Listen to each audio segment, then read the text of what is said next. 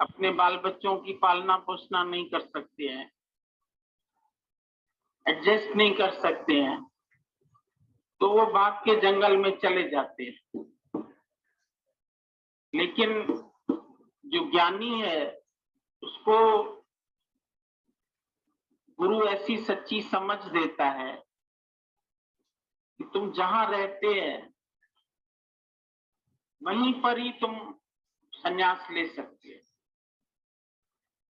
ग्रस्त में जो रहे उदास, नानक हम ताका दास।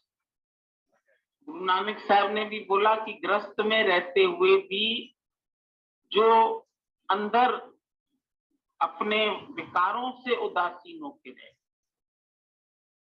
जो मनुष्य संसार में विकारों के अधीन होकर के आते हैं और जिनका मन सांसारिक सुख भोगों में है, वो ये भीतर का त्याग नहीं कर सकते। जो इच्छा है वो उसको घुमाती है गली गली। इच्छा है ये ऐसी बली, घुमाती है गली गली, और इच्छा से है मौत भली, ये मचाती है मन में खलबली। अब इच्छा चाहे तुम्हारी शुभ इच्छा हो या अशुभ इच्छा हो, इच्छा तो इच्छा ही है।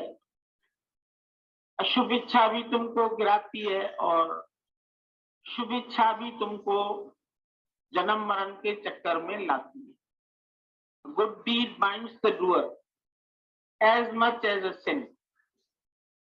अच्छे कर्म भी तुमको उतने ही बंधन में डालते हैं जितने की बदकर्म डालते हैं। सब सोचते हैं हम बुरे काम करते हैं संसार में और उसके बदले हम अच्छे काम कर लें तो हिसाब किताब बराबर हो जाएगा। अगर ऐसा होता तो कोई चोर या डाकू पैसे लूट ले और फिर जाके कहीं किसी को जरूरतमंद को दे दे तो उसके कर्म माफ हो जाएंगे। ऐसा नहीं होता है। आज का कानून भी अलग से ही सजा देता है। जो तुमने बदकर्म किए उसके हिसाब से तुमको जेल मिलता है, तुमको सजा मिलती है, तुमको फांसी मिलती है। ये सब इसीलिए ही बने हुए हैं कि जो भी कर्म मनुष्य के है उस हिसाब से उसको कोई ना कोई सजा मिलती है। अब सत्कर्म जो है वो भगवान ने बोला सोने की जंजीर, और बदकर्म लोहे की जंजीर है। पिंजरा चाहे सोने का है चाहे लोहे का है, पर तोता तो अंदर बंद है, उसके लिए तो बात बराबर। चाहे उसको सोने के पिंजरे में रख दो, चाहे उसको लोहे के पिंजरे में रख दो, चाहे तुम अच्छे कर्म करो चाहे तुम बुरे कर्म करो, बंधन में जरूर आएंगे। जीव भाव में रह करके तुम जो भी कर्म करते हैं तुम्हारी समझ में अच्छा है, लेकिन ज्ञान की भाषा में अच्छा नहीं है।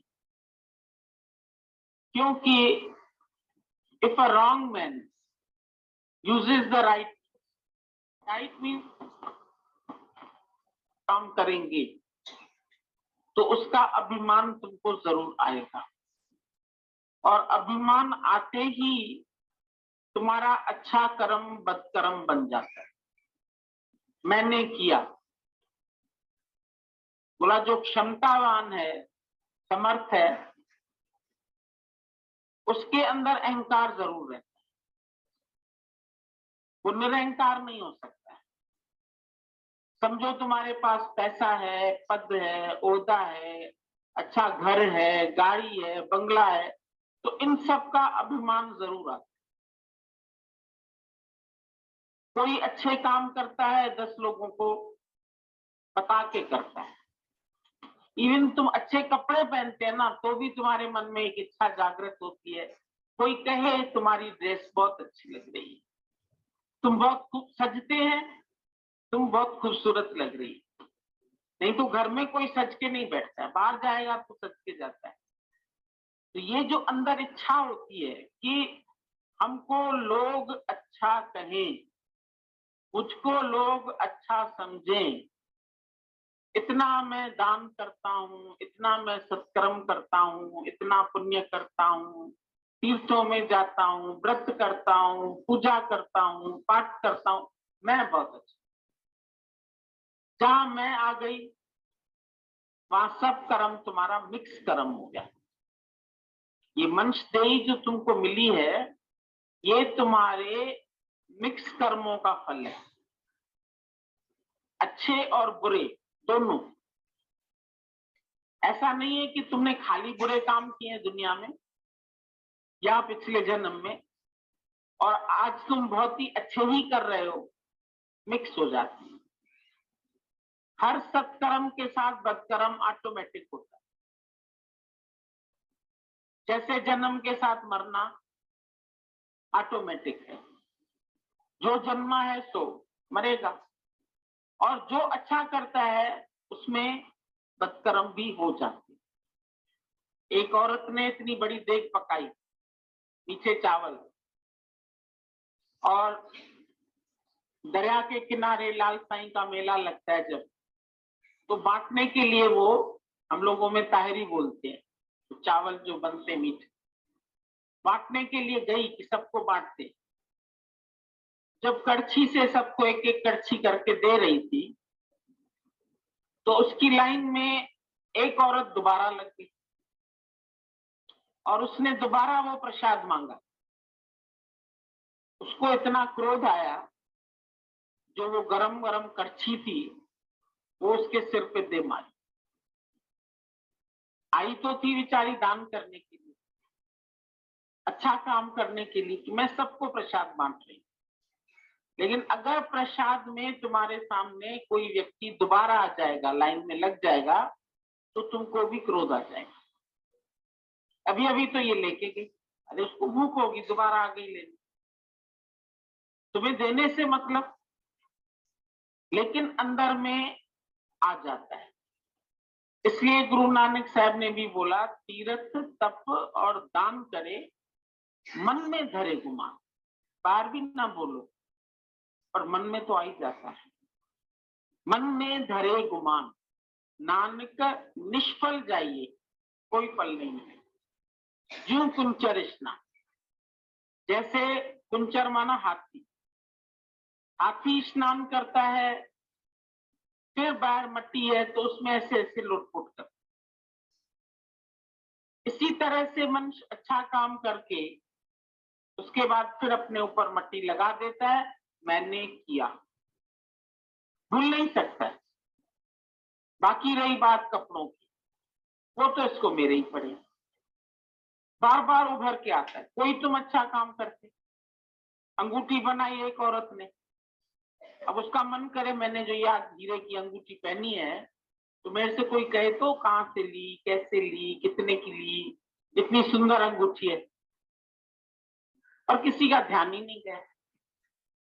अब उसको बड़ी परेशानी हुई, गई मार्केट में, सब्जी वाला सब्जी दो, ऐसे हाथ रखे, ऐसे, ये अंगूठी पहनी है ना, ये वाली सब्जी दे, ये वाली सब्जी दे, ये वाली।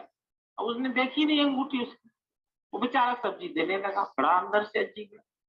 किसी के घर गई, आज मेरे घर आना, आज मेरे घर आना, फिर अंगूठी अंगूठी दिख। अब उसका अंगूठी में ही दिमाग पड़ा रहा कि मेरी अंगूठी कोई देखी। आखिर किसी ने नहीं देखी तो उसने अपना घर जला दिया। घर जला के, देखो देखो मेरा घर जल रहा है, देखो देखो, ऐसे करके मेरा घर जल रहा है, अंगूठी देखे। फिर भी कोई ना देखे, अरे बोला देखो देखो मेरा घर जल रहा है। अरे तुम अपने को जला के भी अच्छे बनने चाहते, अपने को माया में पिसा के, अपने को मर्यादा में पिसा के दुनिया में अच्छा बनने के लिए तुम कितना अंदर से दुखी होके भी कहते हैं कोई मुझे अच्छा समझे। कष्ट है, अपना घर जला दिया उसने, कि मेरी कोई अंगूठी खाली देखे, कोई मेरी प्रशंसा करे, कोई मेरा मान करे, कोई मुझे समझे। अरे मैं बहुत अच्छी हूं, मुझे कोई घर में समझता ही नहीं। मैं इतना मिट के चलती हूँ, इतना मर के चलती हूँ, गुरुजी आपके ज्ञान से चलती हूँ, बहुत निम्रता से चलती हूँ। अभी मैंने बहुत अपने स्वभाव को बदल दिया है, लेकिन फिर भी घर वाले हमको समझते नहीं। तो ये इच्छा तुम्हारे अंदर में क्यों आती है कि तुमको कोई अच्छा समझे, गुरु अच्छा समझे? ये भी इच्छा आ जाती, हमको अपने पास बुलाए, हमको बिठाए, हमसे बातें करे, फलाने के साथ किया। शायद वो शाहूकार होगी ना, इसलिए उसको, शायद वो कुछ दे आई होगी अंदर, संशय संदेह आई जाते। ये मन है, हम बुरा नहीं मानते किसी का, लेकिन ये मन ऐसा ईश्वर ने बनाया है। इसके अंदर में कर्ता भाव, इसके मन में अंदर अहंकार, इच्छा, चाहना, वासना, मान, बढ़ाई, सब कुछ पड़ा हुआ है। और ग्रस्त में यही चीजें हमको दुखी करती। माया तजी तो क्या हुआ, जो मान न तजा। मान सम्मान मुझे चाहिए, जहां जाए हमको ऊंची कुर्सी चाहिए, जहां जाए लोग हमारे वेलकम करें, जहां जाए अच्छा समझे। अच्छा चलो वेलकम भी ना करें, तो कम से कम ये तो कहें कि बहुत अच्छी, इसका स्वभाव बहुत अच्छा। ये बड़ी नम्रता वाली। और ये नम्रता भी कैसी अजीब चीज है। जिस समय तुम कहते हो मैं बहुत निर्माण हूं, मैं नम्रता वाला, मैं आता। कल भी एक औरत ने हमसे कहा, मैं अपना पूरा जीवन भगवान को, मैं अपना जीवन भगवान को देना चाहता हूं। मैं चाहता हूं सारी जिंदगी गुरुजी हम आपकी शरण में बैठे रहें। क्या करोगे? पत्थर तोड़ोगे क्या? जहां रहते हो वो क्या घर गुरु का नहीं है क्या? ध्यान नहीं है क्या? आरती में तो कह दिया, तन मन धन प्रभु सब है तेरा, तेरा तुझको अर्प दिया, क्या लागे मेरा। तो झूठ बोला। जब तन भी उसका, मन भी उसका, धन भी उसका, तो क्या तुमने उस तन मन धन से आसक्ति हटाई? बोल दिया, आरती की, बोल दिया, डेली रूटीन है, ओम जय जगदीश हरे कह दिया, ओम में टिके कहां? आरती शुरू ही ओम शब्द से होती। ओम शिवोहम सोहम। गीता भगवान ने बोला अभी भी कि ओम ओम तुमको रटना नहीं है, राम राम तुमको रटना नहीं है, पर तुमको उसके अर्थ में टिकना है। ओम वो मैं हूं, शिवो हम, वो शिव शक्ति, वो मैं हूं, आनंद वो मैं हूं। तो ओम मैं हो जाओ ना। बाकी ओम बोलने से ओम ओम ओम ओम रटते रहो, क्या फर्क पड़ता है? राम राम रटते रहो, ओम ओम रटते रहो। स्वामी राम तीर्थ बैठे थे, ओम का उच्चारण कर रहे थे, तो एक व्यक्ति ने आके कहा, ये कुत्ता भी कू कू कर रहा है, तुम भी ओम ओम बोल रहे हो, बात तो बराबर है। अब एक संत को, ब्रह्मज्ञानी को जाके कोई बोले कि तुम्हारा ओम बोलना और इसका कू कू बोलना बराबर है, तो कुत्ते से कंपैरिजन कर दिया। स्वामी राम तीर्थ इतने धैर्यवान थे, प्लस सही कह रहे हो। अगर मैं सिर्फ बोलता हूं तो मैं इससे भी बदतर हूं, पर अगर मेरी इसमें स्थिति है तो मैं शहंशाह हूं। तो जब तुम्हारी स्थिति उसमें है तो तुम राजा है, तुम बादशाह है, तुम शहंशाह है। पर अगर स्थिति नहीं है, खाली ओम शिवोम, ओम शिवोम शब्द उच्चारण, योग ये जो जंजाल, ये भी जी का जंजाल। 4 बजे उठना है। तो अनपढ़ भी हो, लौ हमेशा एक से जाए।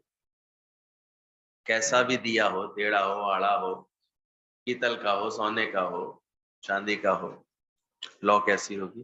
तो आत्मा ऐसी है कि ये एकत्व का रूप है। इसलिए कभी भ्रम में मत आना, ये क्या ज्ञान, क्या पता। एक साधारण सा दिखने वाला व्यक्ति, भूसे की गाड़ी चलाने वाला भी इतने बड़े राजा को सही ज्ञान दे दे। एक नाली का पानी साफ करने वाला भी नारद का गुरु कहलाए। बस अंदर में उसके तत्व का निश्चय होना जरूरी है। तुम भी इसलिए तत्व के निश्चय पर ध्यान दो, बाहर की कोई कंपैरिजन नहीं करो किसी के साथ।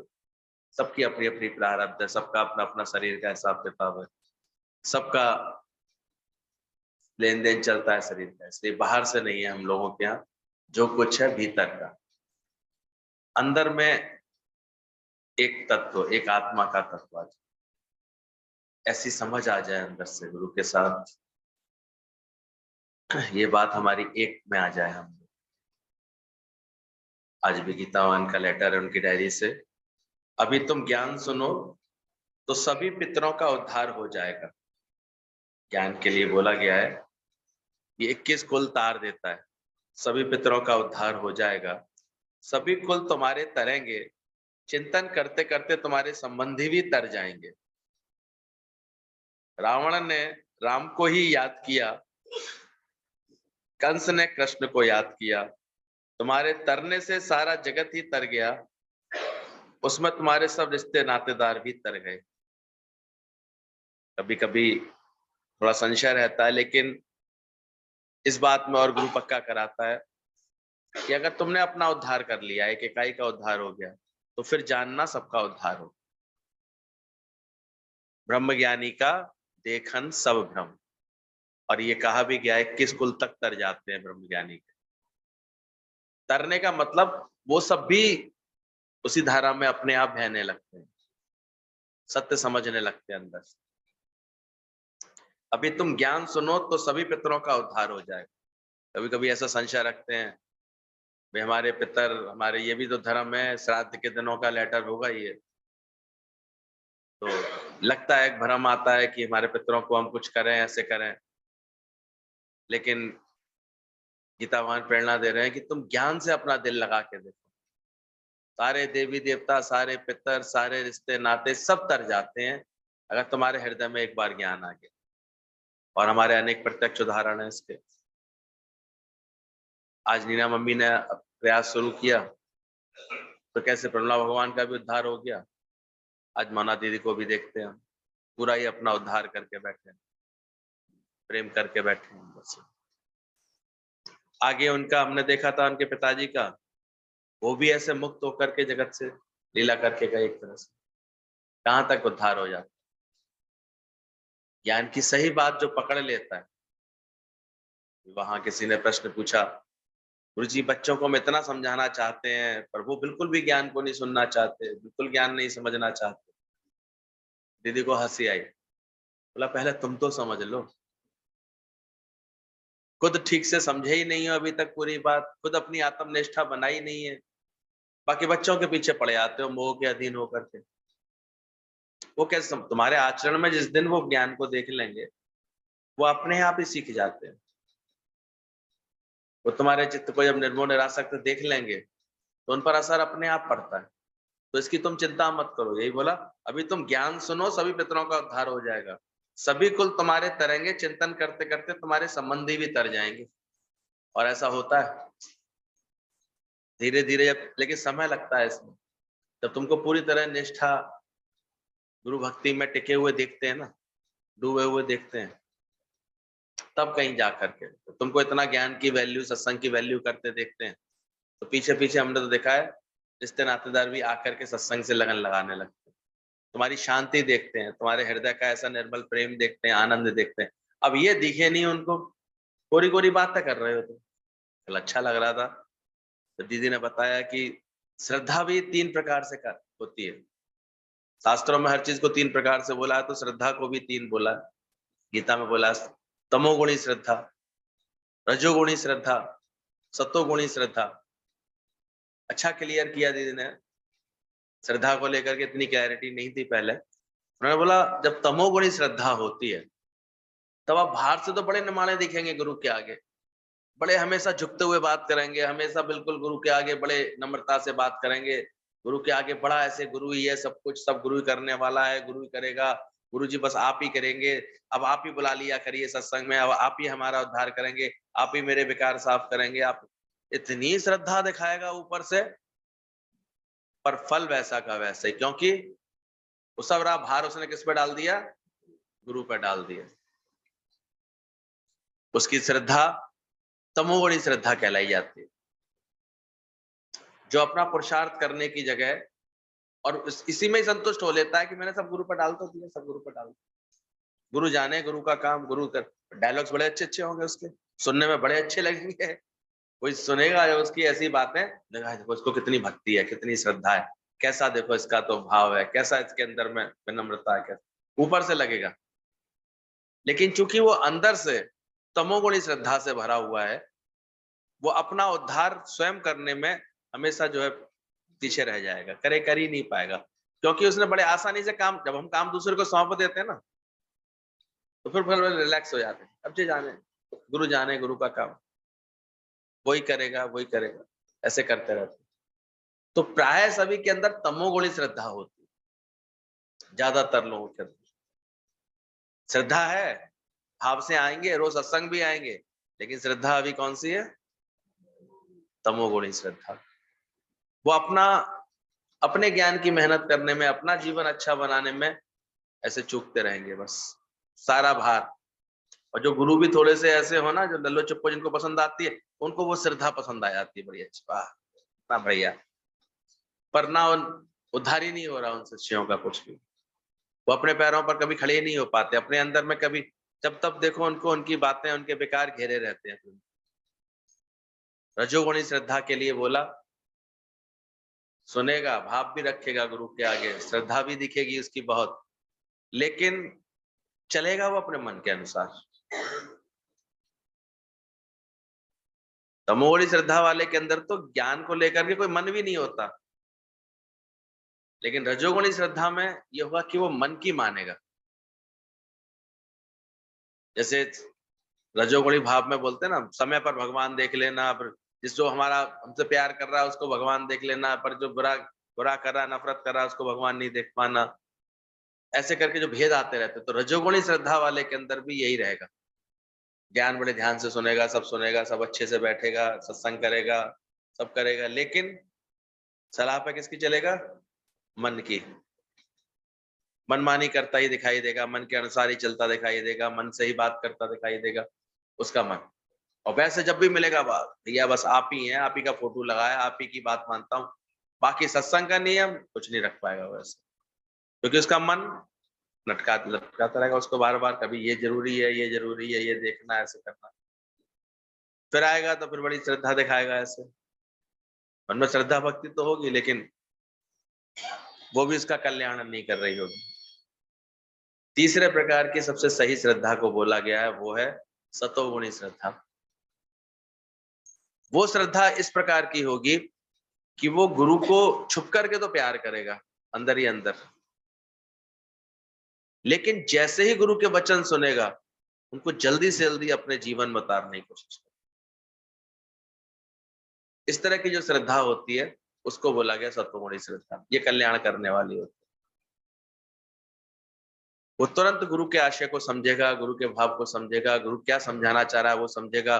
वो अपने को निर्मोह निरासक्त बनाने में लग जाएगा, अपने को निरीक्षा बनाने में लग जाएगा, अपने को निष्काम बनाने में लग जाएगा, सर्व से प्यार करके दिखाएगा। गुरु उसे जो ज्ञान के दाने देगा, उससे एक अच्छी खेती करके दिखाएगा, प्रेम सबको बांटता दिखाई देगा।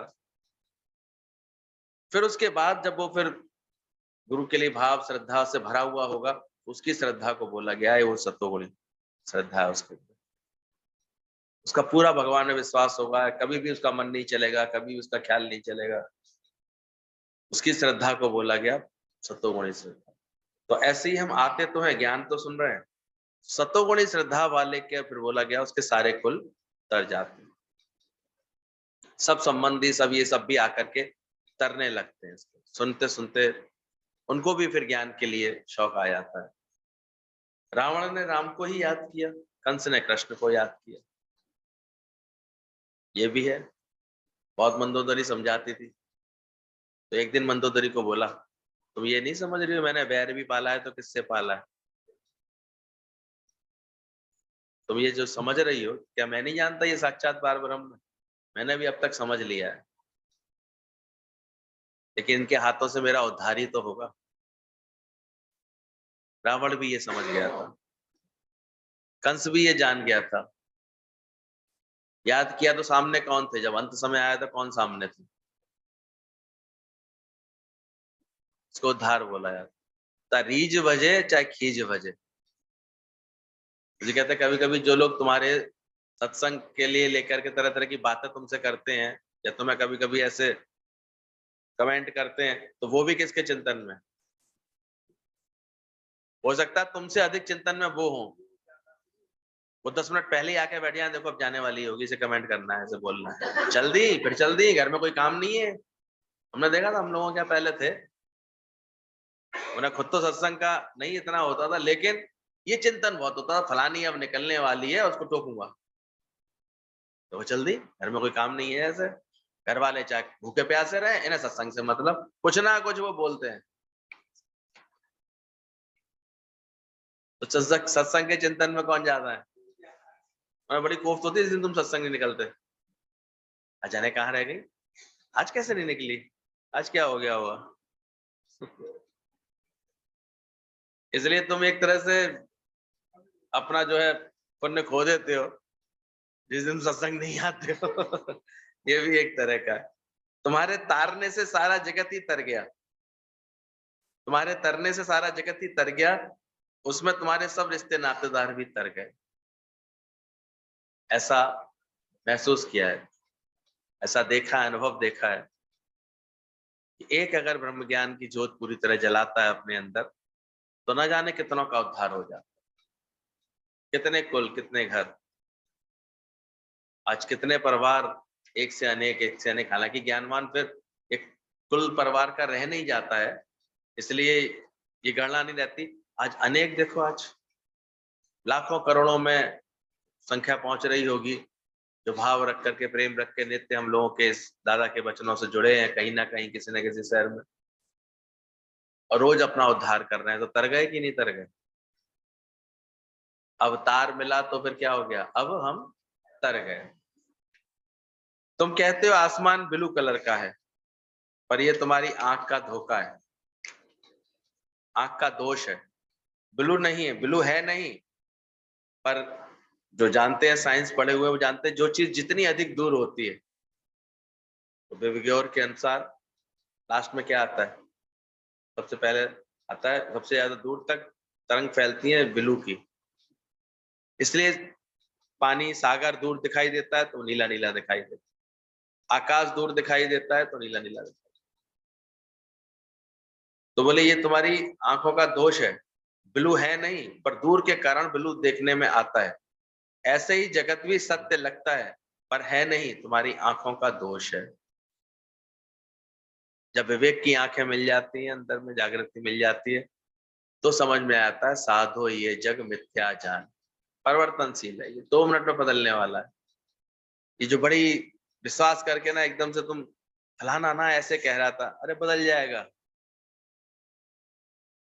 कल तक जो बेटा बेटा बहुत माँ माँ माँ कर रहा था, बदल जाएगा, जान लेना इस बात को। सब तुझको छोड़ कर देंगे, नाता ही तोड़ कर देंगे, समझ जाना। जो दिखे सकल विनाशी, समझ जाना इस बात को, बदलने वाला है, चेंज होगा ही होगा। शरीर इस पे इतना गुमान करने लगते हो, बदलने वाला है, छूटने वाला है, ये बदलेगा ही बदलेगा। One day this body will leave you, ये छोड़ेगा भी। तो ज्ञान से ही समझ आ जाती है कि जगत को जिसको सत्य समझ रहे हो, ये तुम्हारी आंखों का दोष है। Love's pain is very sweet, प्रेम का दर्द मीठा होता है। लगा है किसी को प्रेम?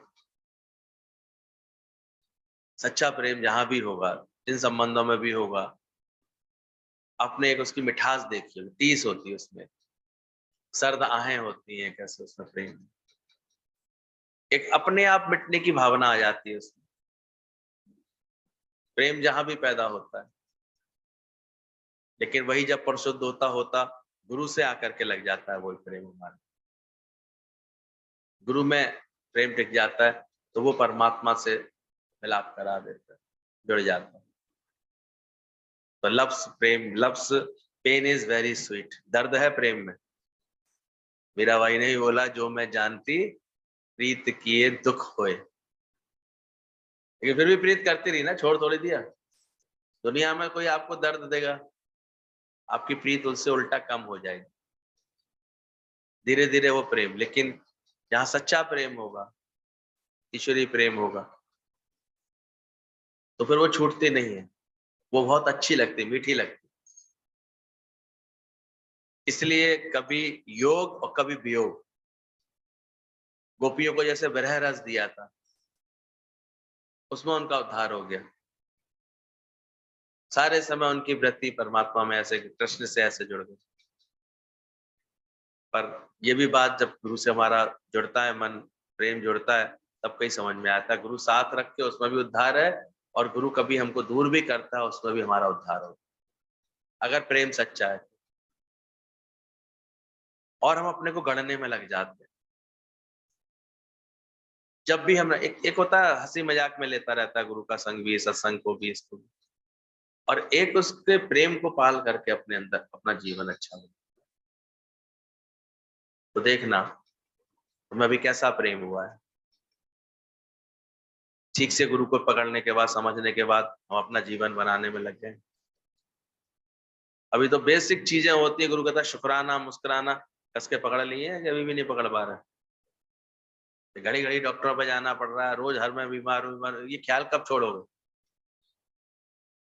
क्योंकि इधर कहीं ना कहीं अपने को दुखी मान के बैठते, उलझा हुआ समझ के बैठते। गुरु मिलने के बाद एकदम से पलटा आना चाहिए, ना मैं तन ही रहा, ना मैं मन ही रहा, सतगुरु मिलने से झगड़ा बदलनी चाहिए हमारी। जिस घर से हमारी शादी हो जाती है, फिर वैसे लक्षण हमारे अंदर आ जाते हैं कि नहीं आ जाते? वो भाई मिलने आया इतने सालों बाद, गरीब था, शादी उसके अच्छे घर में हो गई थी, परिवार में। तो भाई को खबर सुन करके, भाई को दूर से आता देख करके, तो वो तो ऐसी बावली हो गई। खाना बना रही थी, चावल का माड़ था उसके हाथ में, और वो बावली पर ऐसे कटोरा हाथ में पकड़े पकड़े दरवाजे तक आ गई इसको देख करके। अरे आजा आजा आजा, इतने दिनों बाद मिल गया तेरे को घर, बैठ, थक गया होगा, ऐसे करके वो कटोरा उसने वही टेबल पर रख दिया। बहुत देर तक बतियाती रही। बेचारा इतनी दूर से आया था, थका हारा था, भूख प्यास भी लग रही थी तेजी से। फिर उसे याद आई, अरे कुछ खिलाया नहीं मैंने अभी तक भाई को। बोला अभी रुक, अभी ले, अभी आती हूँ मैं, अभी आती हूँ। अंदर भाग गई।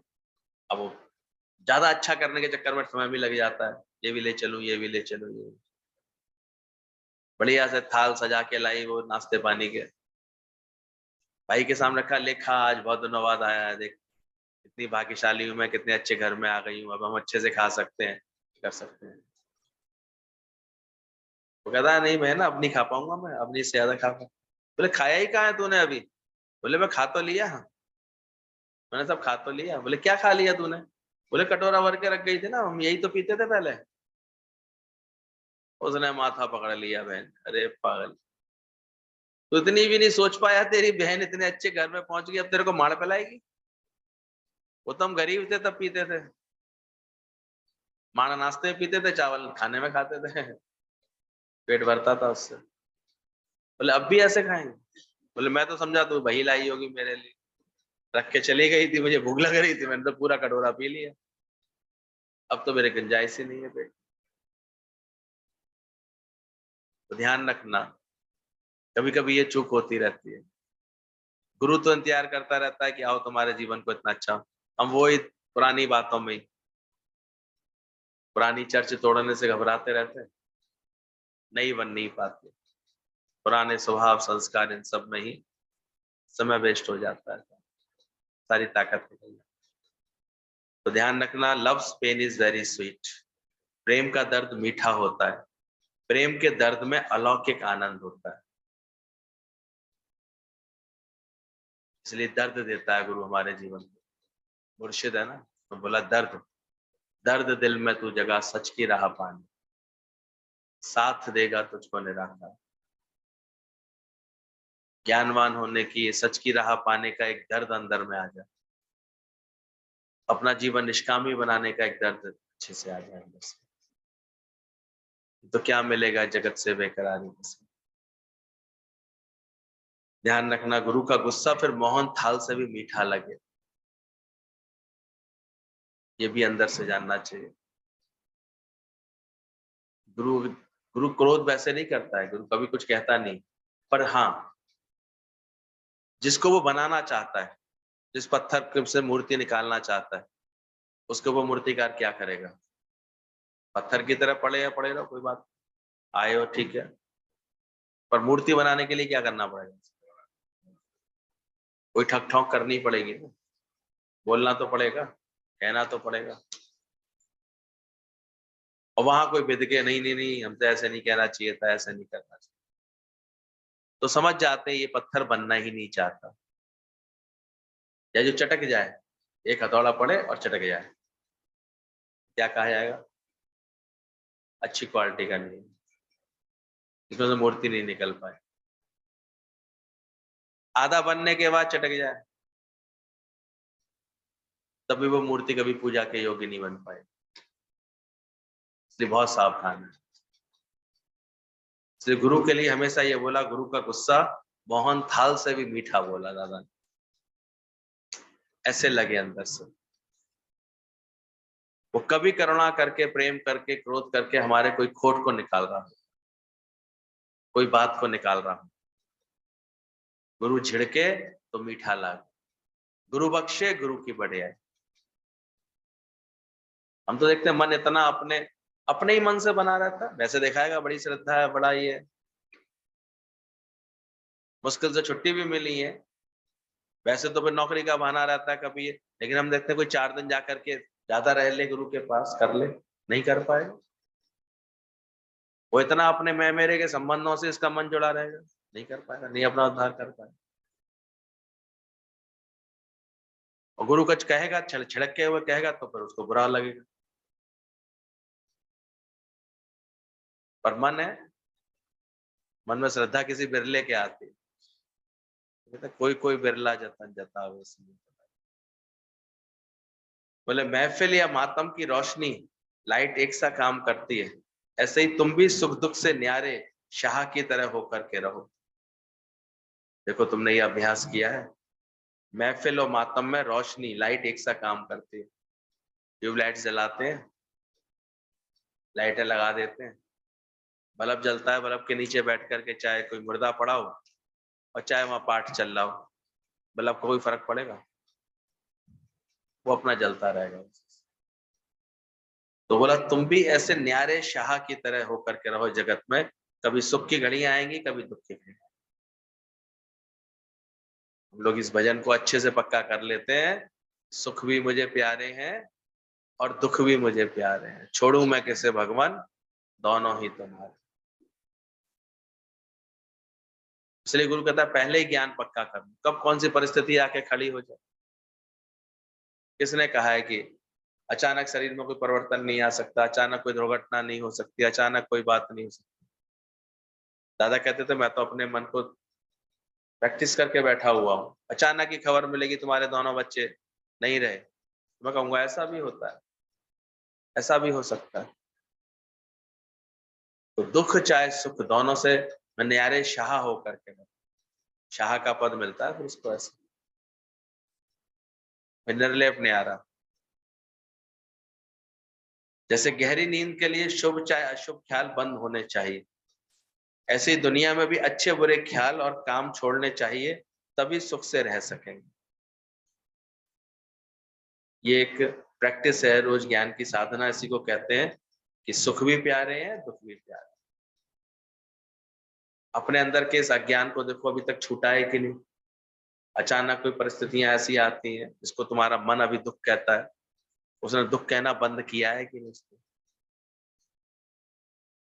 बोल भी कौन रहा है ये दुख है? तुम्हारा मन। फिर धीरे धीरे जब तुम ज्ञान सुनते सुनते देखते हो, तुम्हें तो कोई ऐसा फीलिंग हुई नहीं तुम्हारी कुछ बात में, तो अपने आप लगता है मैं किसको दुख कह रही थी, दुख तो कोई था ही नहीं। ज्ञान इतना गुरु सुना देता है, दुख जम न से छूट जाता है सब, सुख में अटकता नहीं, दुख में भटकता नहीं, फिर उसका चित्त शांत हो जाता है अंदर से, तो इतना परमात्मा के प्रेम में मगन हो जाता है। जैसे गहरी नींद के लिए शुभ चाहे अशुभ ख्याल बंद होने चाहिए, ऐसे ही दुनिया में भी अच्छे बुरे ख्याल और काम छोड़ने चाहिए, तभी सुख से रह सके। ये विवेक गुरु जागृत करा देता है। ये कौन से ख्याल तुम्हारे चल रहे हैं, कौन से काम तुम्हारे जीवन से हो रहे हैं। इसके लिए पहले दादा ने बोला रेड लाइट स्टॉप करो, विवेक जागृत करो। फिर विवेक अपने आप तुमको गाइड करेगा कि क्या ठीक है क्या ठीक नहीं, क्या करना ठीक है क्या करना ठीक। ये समझ आने लगते थे। मनुष्य जन्म में जाकर जन्मने मरने को जवाब दे दो, ऐसे ज्ञान के बाद ही समझ आ जाती है। मनुष्य जन्म में जन्मने मरने को जवाब दे देता है। कल भी बताया ईश्वरी सृष्टि में no sin no sickness no death, वहां कोई रिटायरमेंट नहीं है, वहां कोई मौत नहीं है। यानी को ना जन्म की कोई खुशी है ना मरण का कोई, दोनों में निर्लेप न्यारे शाह होकर के। अभ्यास कैसा चल रहा है? अचानक भी कोई बात आती है, कैसी भी परिस्थिति आती है, चेक करना। कांटा लगता है तो दूसरा कांटा उठा करके पहले वाला कांटा निकाल कर फिर दोनों कांटे फेंक देते हैं। बहुत देर तक कहते हैं कुछ लगा हुआ है, चुभ रहा है, कुछ चुभ रहा है, नहीं चुभ रही है कुछ, तो किससे निकालते हैं उसको? कांटा लेके, दूसरा कांटा लेके या सुई लेकर उसे कोरेद के निकाल देते। फिर गुरु जी कहते थे क्या सुई हाथ में लिए लिए घूमते हैं क्या? सुई को भी क्या कर देते हैं? या जंगल में कांटे से निकाला है तो कांटा भी फेंक देते हैं, दोनों को फेंक देते हैं। इसी प्रकार निष्काम कर्म, बद कर्म, सकामी कर्म, निष्काम कर्म करके बद कर्म और सकामी कर्म छोड़ो। यहाँ जो शुरू में गुरु निष्कामी कर्म की प्रेरणा देता है, तो वो उसी कांटे के समान है जिससे तुम्हें कौन से कांटे निकालने हैं अपने जीवन के? बद कर्मों के। अब बद कर्म क्या होते हैं? अनायासी मन किसी के लिए द्वेष में आ रहा है, अनायासी किसी से गलत व्यवहार कर रहा है, अनायासी किसी से अपने मोह के कारण भेदभाव करते हुए व्यवहार कर रहा है, ये सब बद कर्म में आते हैं। चोरी, ठगी, लुच्चाई, ऐसे ऐसे अंदर में ऐसे ऐसे तरह तरह के स्वभाव संस्कार जो बने रहते हैं, जब गुरु की शरण में आते हैं, बैठते हैं, ज्ञान सुनते हैं, तो देखो ये सब धीरे धीरे पहले पहले अपने आप छूटते चले आते।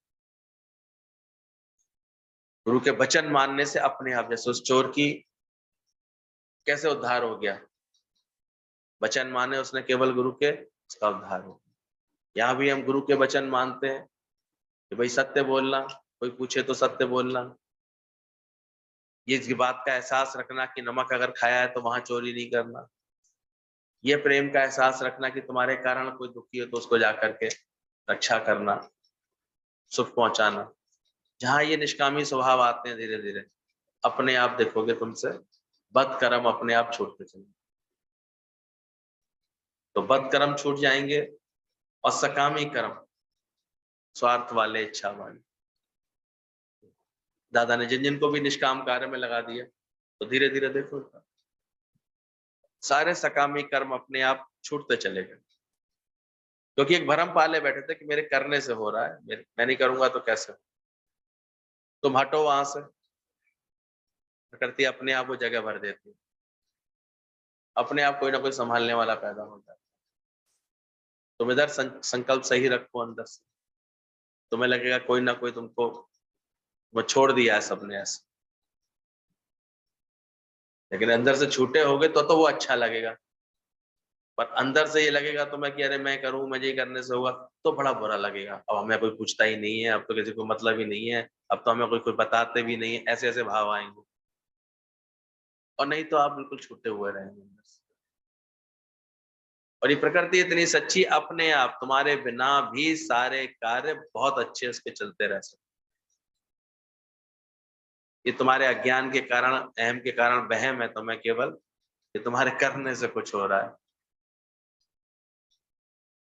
तो ज्ञान से बोले निष्काम कर्म लेकर के बद कर्म और सकामी कर्म छोड़ो, फिर दोनों ही कर्म नहीं करो, यानी टोटल कर्मों का त्याग हो जाए।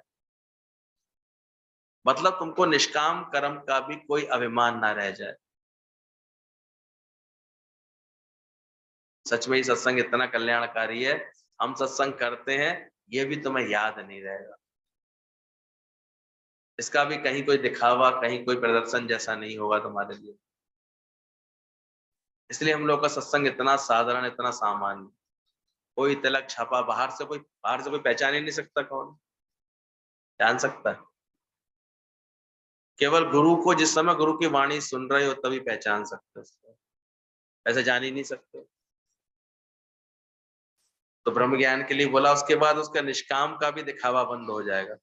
दोनों ही कर्म नहीं करो, यानी टोटल कर्मों का त्याग हो जाएगा। याद ही नहीं आएगा कि मैं निष्काम करता हूं। इसलिए कभी कोई गुरु जी कहता है, गुरु जी आपकी प्रेरणा से ऐसे ऐसे निष्काम होता है, तो हंसते थे वो, और अभी तो सब कुछ याद है तेरे को, भूलेगा कब? अभी नेचुरल नहीं हो रहा है, इसका मतलब याद है तो चित्त ही तेरा निष्कामी बन जाएगा, तो कभी फिर मुख से बखान नहीं होगा, होगा हर समय कल्याण की भाव रहेगा हमेशा, सबके लिए प्रेम का भाव रहेगा, लेकिन अंदर एहसास नहीं होगा।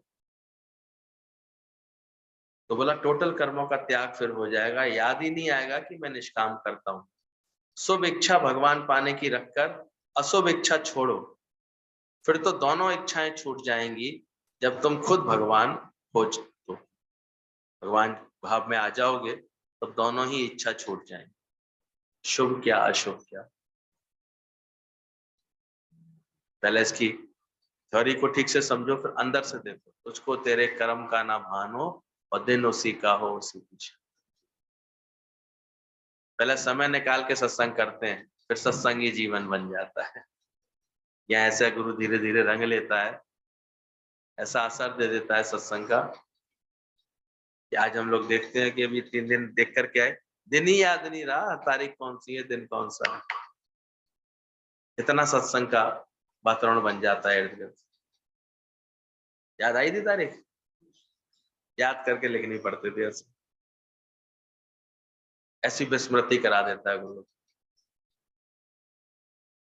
और कुछ बनने का भाव नहीं, कुछ बनाने का, सहज। पहले पुरानी बात याद आ रही थी, कैसे वो शिष्य था, गुरु के पास शिष्य आते थे, तो गुरु ने विचार किया कि मुझे इनकी परीक्षा लेनी चाहिए, देखना चाहिए इनमें से कौन सच्चाई से मेरे को समर्पित हो, समर्पण की परीक्षा लेना चाहिए। तो गुरु ने कहा भाई ऐसा है, मेरे शरीर पर अपना कष्ट आने वाला है, मेरे पिछले जन्मों के कर्मों का, पाप कर्मों का फल अब इसके ऊपर आने वाला है, और मेरा शरीर बहुत एक ऐसे रोग से ग्रस्त हो जाएगा कि ना ये फिर धीरे धीरे इसकी आंखों की रोशनी भी चली जाएगी, इसकी चलने फिरने की शक्ति भी चली जाएगी, शरीर बिल्कुल कृशकाय हो जाएगा, ऐसा हो जाएगा। और मैं चाहता हूं कि वो समय मैं अपना काशी में जाकर के गुजारूं, तो तुम में से कौन शिष्य है जो मेरे साथ चल सकता है? बहुत सारी ऐसे रजोगुणी और तमोगुणी श्रद्धा वाले तो फिर दाएं बाएं हो जाते हैं जब ऐसी कोई बात आती। एक सतोगुणी श्रद्धा वाला, भाव वाला, प्रेम वाला, उसने कहा गुरुदेव क्या ऐसा हो सकता है ये रोग मैं अपने ऊपर ले लूं और आप स्वस्थ बने रहे? गुरु समझ गया इसका भाव, बोले बेटा ऐसा तो नहीं हो सकता, मेरा कर्म है, मुझे ही इस शरीर को ही भोगना पड़ेगा। मैं जानता हूं, बस इसका समय आ गया आने का, इसका आएगा, मैं भोगूंगा। तू जानता है जब तुझे ही मैंने सुख दुख से ऊपर कर दिया तो मैं कौन सा दुखी हूँ इन सब बात। वो बोला नहीं, मैं तो गुरुजी आपके साथ ही रहूंगा, आप जहां रहेंगे वहीं रहूंगा। तो गुरु उसके साथ ऐसे काशी निकल गए। धीरे धीरे रोग अपना बढ़ता चला गया, भयंकर रोग था, आंखें भी गुरु की धीरे धीरे रोशनी चली गई। ऐसे गुरु जो है बीमार से हो गए, बिल्कुल एकदम बिस्तर पड़ गए, पूरे शरीर में फफोले पड़ गए। जो भी कर्म का फल था, वो जो फल निकल के आता है जब समय पर। समझने की बात ये, ज्ञानी कितने धीरज से शरीर को जानता है, इसका हिसाब होता है। आ नहीं सकता क्या शरीर पर कुछ, इसका भी तो कुछ पुराने कर्मों का कोई खेल होगा। इसलिए ज्ञानी भोगे हंस के, अज्ञानी भोगे रो। और वो शिष्य भी पूरे जतन से सेवा में लगा रहता। पूरे लगन से प्रेम से सेवा करते, सुबह शाम पूरी तरह से उसकी सफाई करना, घावों की पट्टी करना, हर तरह से जो भी औषधि थी इसको देना समय से, खाने पीने का जेब से भी पी पाते थे, ले पाते थे थोड़ा सा भी, वो उनको देना, सेवा यही होती है। पर कोई इतनी सतोगुणी श्रद्धा वाला होता है, वो ऐसे जुड़ के रह सकता है, बाकी तो मन की चंचलता वाले तो सब दाएं बाएं होते दिखाई देते हैं। वो जुड़ा हुआ था, कहते हैं उसकी गुरु भक्ति से प्रसन्न होकर स्वयं काशी राजा महादेव उसको दर्शन देने आए। मैं तुम्हारी भक्ति से बहुत प्रसन्न हूं, मैं चाहता हूं तुमको कोई वरदान दूं, बोलो क्या वरदान चाहिए। शिष्य कहता है मेरे गुरु ने मुझ पर बहुत कृपा की है, मुझे कुछ नहीं मांगना, मैं अपने लिए तो कभी कुछ नहीं मांग सकता, कुछ चाहिए ही नहीं, मेरे गुरु ने मुझे इतना तरफ किया। सही अभ्यास करते हैं उनके अंदर से बिल्कुल ऐसी तृप्ति आ जाती है। फिर उसे लगा कि गुरु के लिए भगवान प्रसन्न नहीं हुए तो गुरु के लिए मैं मांग लूं, उनके शरीर का ये रोग ठीक हो। लेकिन फिर भी उसको अंदर में एक संस्कार था, कोई बात बिना गुरु से पूछे नहीं करनी, गुरु की आज्ञा से ही करनी।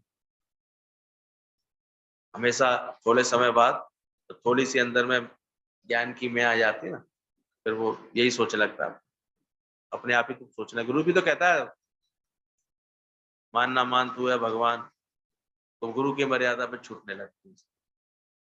गुरु से मिलके, गुरु से बात समझ के, या गुरु की एज इट इज मान ले, नहीं मानता, वो अपने मन से चलता है। बाद में वो उसके ऊपर प्रणाम देखता है, वो असुविधा देखता है उसमें, लेकिन सीधे सीधे मान ले गुरु की बात, पर क्या करे, मैं मानने ही नहीं देती गुरु की बात। वो गया गुरु के पास, ऐसे ऐसे महादेव आए हैं, वो आपको ठीक करना चाहते हैं, जैसे मैं आपके इस रोग का निवारण ऐसे मांग लूं, कुछ ऐसे कष्ट कम हो जाए। गुरु एकदम भड़क गए उसके ऊपर, थक गया है तो चला जाए यहाँ से, मैंने कभी तुझे बताया कि मुझे कोई कष्ट है, मैंने कभी बोला कि मुझे कोई तकलीफ है, तो कैसे समझता, अभी तक ये समझता है कि मुझे कष्ट है, मुझे तकलीफ है। बस सेवा से थक रहा हो तो तू भी निकल ले, भगवान मेरी पालना कर ले। अब समझ गया गुरु का इशारा, आया, नहीं महादेव कुछ नहीं। तब कहते हैं वहां पर फिर विष्णु के रूप में भगवान प्रकट हुए और उसको आशीर्वाद देने दिए।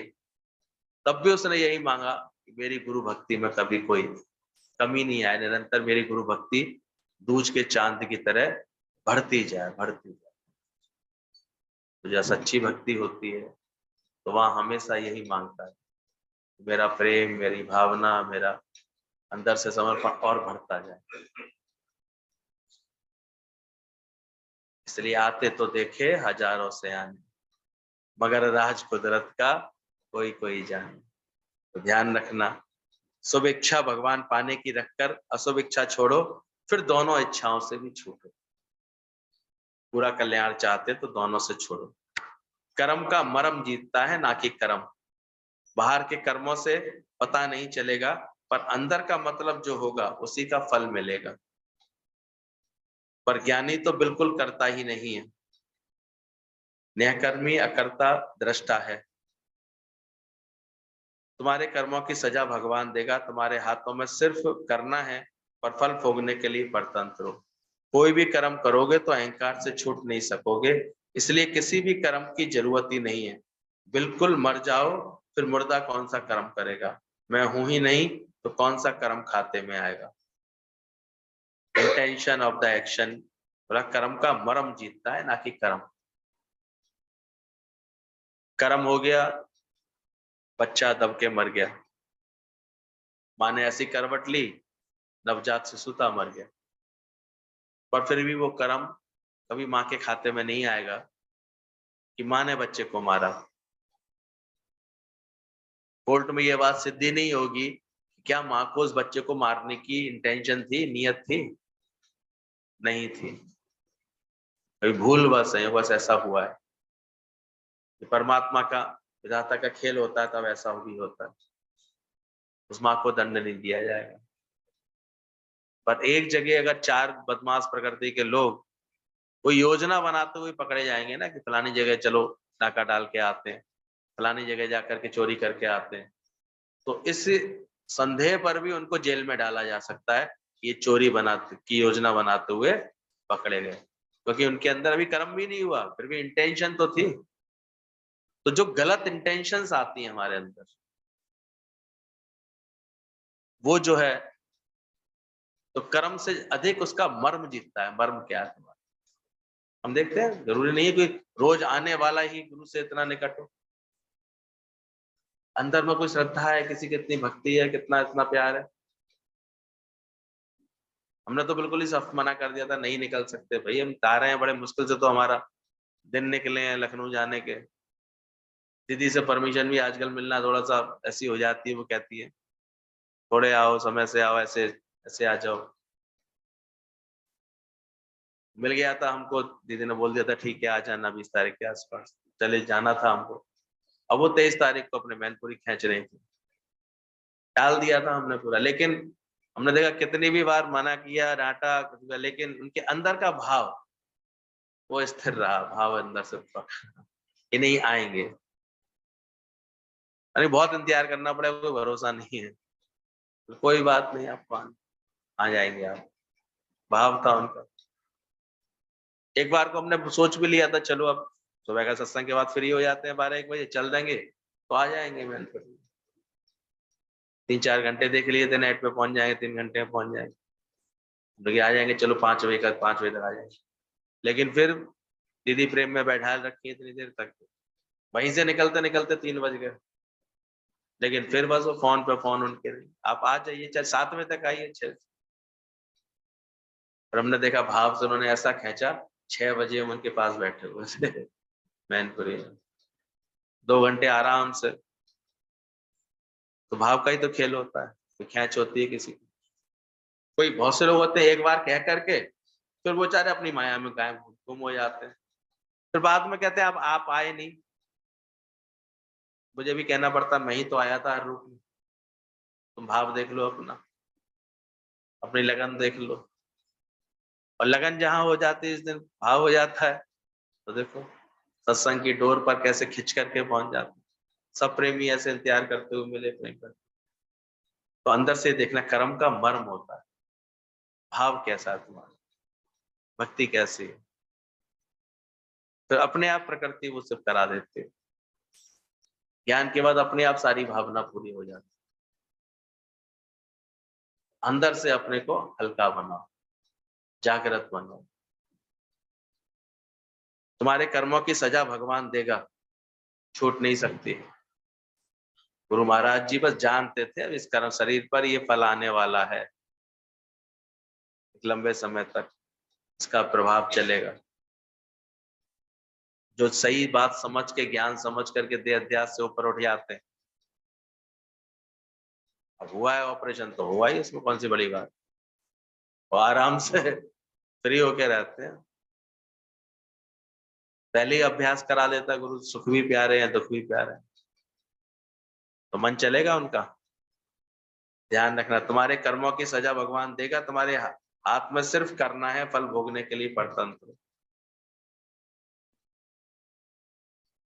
इसलिए कर्म करते समय भी ज्ञानवान पूरा सावधान हो जाता है, कर्म बनता ही नहीं है उसका, वो ये कला सीख लेता है, वो कभी अहम करता ही नहीं है। इसलिए किसी भी कर्म की जरूरत ही नहीं है, बिल्कुल मर जाओ। मर जाओ यानी अहंकार से छूट जाओ, वो अपना अहंकार सारा छुड़ा देता है।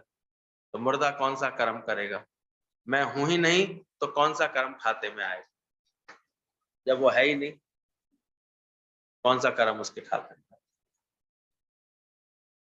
इसलिए बोला गया दया धर्म का मूल है, पर नरक मूल अभिमान। तुलसी दया न कीजिए जब लग घट में प्राण। तुलसी दया न छोड़िए, कीजिए मत ऐसे नहीं, छोड़िए मत।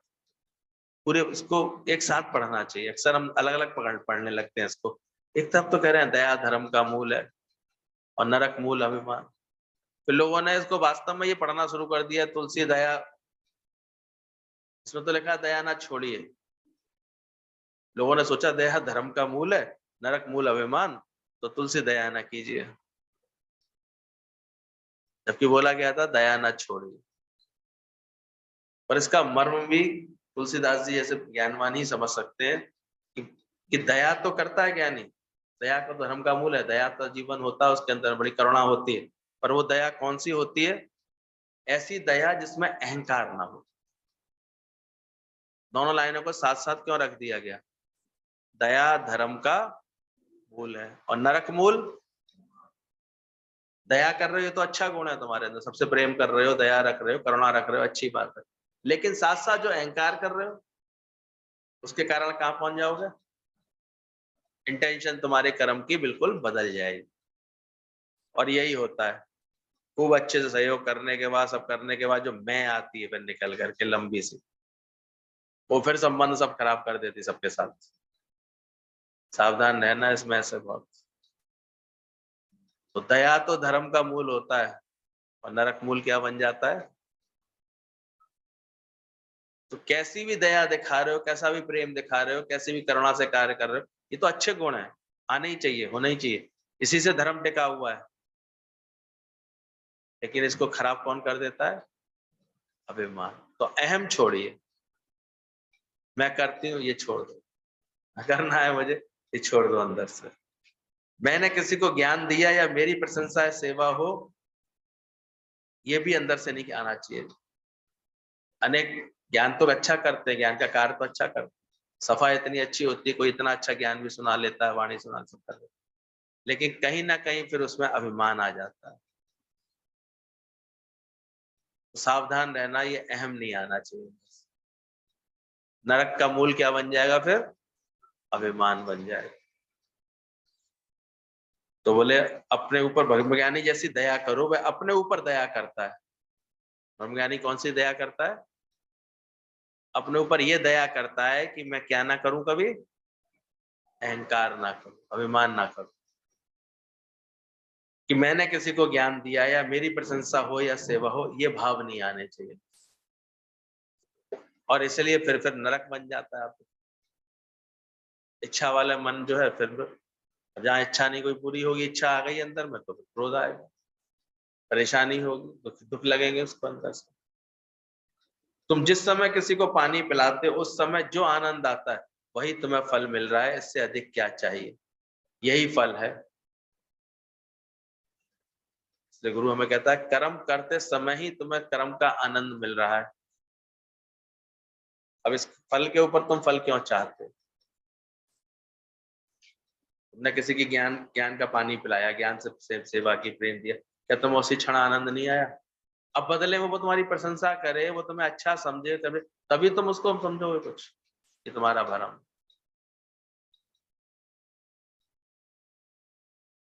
तो गीतावान ने बहुत अच्छा क्लियर किया है, दया क्या है? धर्म का मूल है और नरक मूल क्या है? तो इससे बचना चाहिए। इतने छोटे छोटे ऐसे इतने बढ़िया बातें क्लियर की इन्होंने, तो मैं उसी समय आनंद आ रहा है, बस यही आनंद तुम्हारा पास, किसी से भी कोई काम ना।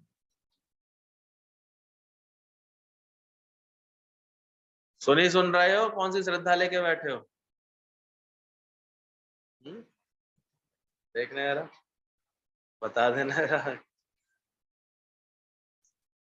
तमोगुणी श्रद्धा होगी तो कैसे लक्षण होंगे? हैं?